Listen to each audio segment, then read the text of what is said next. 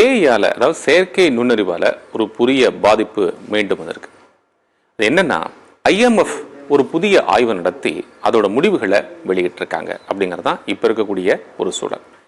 என்ன அப்படின்னு நீங்க பார்க்கணும் அப்படின்னா, இந்த பிரச்சனை உலகளாவிய ஒரு பிரச்சனையா மாறிட்டே வருது. சுவிட்சர்லாந்துடைய டாவோஸ் நடக்கக்கூடிய உலக பொருளாதார மன்றம் அதை வச்சு சர்வதேச நாணய நிதியத்தோட ஒரு ஆய்வு நடத்தி வெளியிட்டிருக்காங்க. இந்த மண்டலத்தில் என்ன பண்ண போறாங்கன்னா, இந்த நிகழ்வில் உலக அரசியல் தலைவர்கள் மட்டும் இல்லாமல் தொழில் நிறுவனத்தை செய்கிற தலைவர்களும் பங்கேற்கிறாங்க. இப்போ இங்க இந்த ஆய்வை சமர்ப்பிக்க போறாங்க. இந்த ஆய்வுல என்ன சொல்லிருக்குன்னா, செயற்கை நுண்ணறிவு சொல்லப்படக்கூடிய ஏஐயால் ஏற்படக்கூடிய பாதிப்புகள் குறித்த தகவல் தான் வெளியிடப்பட்டிருக்கு. இது ஐஎம்எஃப் ஆய்வு பண்ணி வெளியிட்டிருக்காங்க. இதனாலன்னா சுமார் 40% பணிகள் பாதிக்கப்படக்கூடும் அப்படின்னும், இதுவே டெவலப்டு கண்ட்ரி அதாவது வளர்ச்சியடைந்த நாடுகள் இருந்தால் அதோட பொருளாதாரத்தை தாக்கம் 60% இருக்கும் அப்படின்னு ஆய்வறிக்கை சொல்லுது. அது மட்டும் இல்லைங்க, மனிதர்களுடைய ப்ரொடக்டிவிட்டி, உற்பத்தி திறன் சொல்லக்கூடிய ப்ரொடக்டிவிட்டி பெரிய அளவு பாதிக்கக்கூடும் அப்படின்னு அந்த ஆய்வறிக்கை இன்னும் சொல்லுது.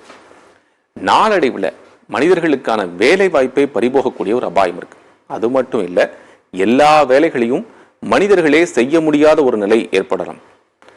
இப்போ நம்ம அடுத்த ஸ்டேஜுக்கு போவோம்.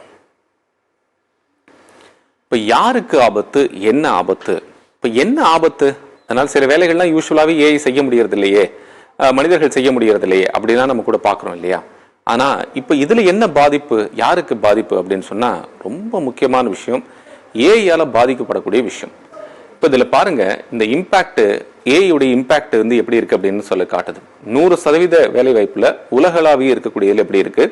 அட்வான்ஸ்ட் எக்கானமிஸ் நம்ம முன்னாடியே சொன்னோம், உலக வளர்ச்சியடைந்த நாடுகள்ல, அதாவது அட்வான்ஸ்ட் எக்கானமிஸ் நம்ம பார்த்தோம் அப்படின்னா கிட்டத்தட்ட 60% வரைக்கும் அந்த பாதிப்பு இருக்கு அப்படிங்கிறதுல இந்த இமேஜ் நமக்கு தெரியுது.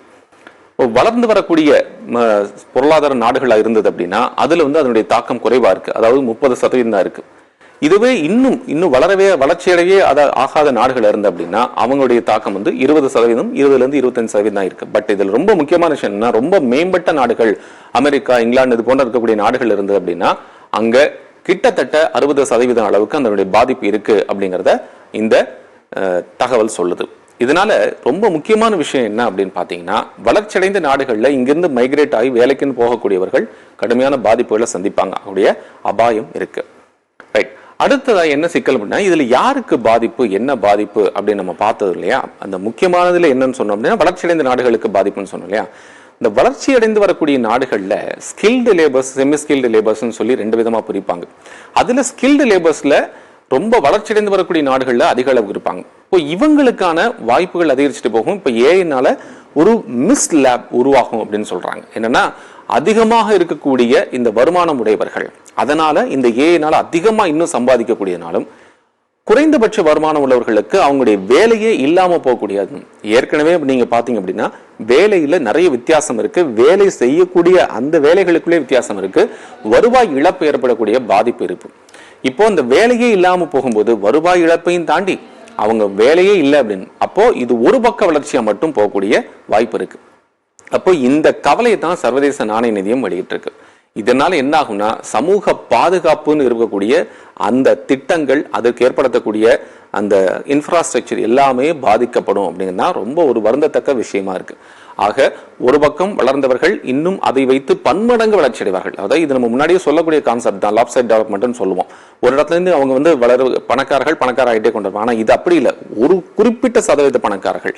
இப்போ எலான் மஸ்க் மாதிரி இருக்கக்கூடிய ஆட்கள் இருக்காங்க வச்சுக்கோங்களேன், அவங்க ஒரு உதாரணத்துக்கு சொல்றேன், அவங்க பாத்தீங்கன்னா பன்மடங்கு வளர்ச்சி அடைவார்கள். ஆனா அதே சமயம் அந்த கம்பெனில இருந்து இப்பவே கூகுள் உள்ளிட்ட பல்வேறு நிறுவனங்கள் தங்களுடைய கம்பெனிகள்ல இருந்து 10%, 20% ஒவ்வொரு வருஷமும் அப்படி வெளியே அனுப்பிச்சிட்டு இது பெருநிறுவனங்கள் எல்லாமே செஞ்சுட்டு கூடிய நேரம்.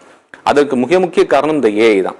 ஆனா இதே சூழல் மற்ற கம்பெனிகளுக்கு வரக்கூடிய பட்சத்துல இந்த செமி ஸ்கில்டு லேபர்ஸ் இருக்காங்க இல்லைங்களா, இந்த தொழில் முறை சார்ந்து இருக்கக்கூடிய வேலை செய்யக்கூடியவர்கள், மிடில் இன்கம் குரூப்ல இருப்பாங்க, அவங்க பெரிய அளவுக்கு பாதிப்பாங்க. இந்த ஏஐ வச்சு அவங்களுடைய தொழிலே மொத்தமா இல்லாத அளவுக்கான வாய்ப்புகள் இருக்கும். இது வளர்ச்சியடைந்த நாடுகள்ல, இது இன்னும் ரொம்ப நாள் ஆகுது நம்ம வளர்ந்து வரக்கூடிய நாடுகளுக்கு வர்றதுக்கு. அதனால அந்த பாதிப்பு இன்னும் அதிகமா இருக்கிறதுக்கான வாய்ப்புகள் இருக்கு.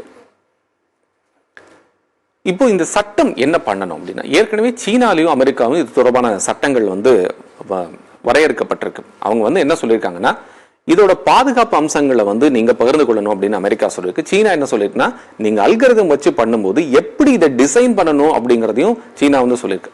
இங்கிலாந்துல நடைபெற்றக்கூடிய செயற்கை நுண்ணறிவு ஏஐ தொடர்பான பாதுகாப்பு கூட்டத்துல பல நாடுகளும் பாதுகாப்பான தொழில்நுட்பம் சார்ந்த பிரகடனத்துல கையெழுத்திருக்கு அப்படின்னு சொல்லி பிபிசியுடைய கள ஆய்வு சொல்லுது. ஆனா ஏஐ அப்படிங்கிறது வரவேற்கக்கூடிய அம்சம் தான், அதுல யாருக்கும் மாற்று கருத்து இல்லை. ஆனா அதுக்கு ஒரு வரையறையும் நெறிமுறையும் தேவைப்படுது அப்படிங்கிறது தான் இப்போ களத்தில் இருக்கக்கூடிய ஒரு யதார்த்தமா இருக்கு.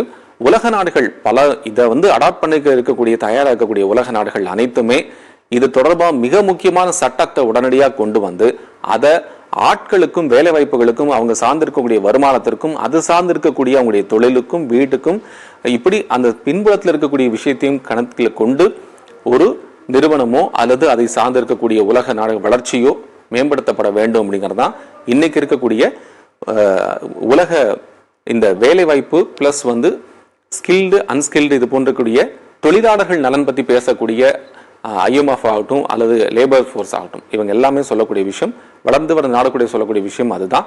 அதனால ஏஐ அடாப்ட் பண்ணுறது பிரச்சனை இல்லை, ஆனால் அதுக்கு பின்னாடி இருக்கக்கூடிய பிரச்சனைகளையும் அனுசரித்து அது என்ன அளவுக்கு பயன்படுத்தணுங்கிறத நம்ம நெறியறிப்படுத்த வேண்டும் அப்படிங்கிறதா இப்போ இருக்கக்கூடிய ஒரு தேவையா இருக்கு.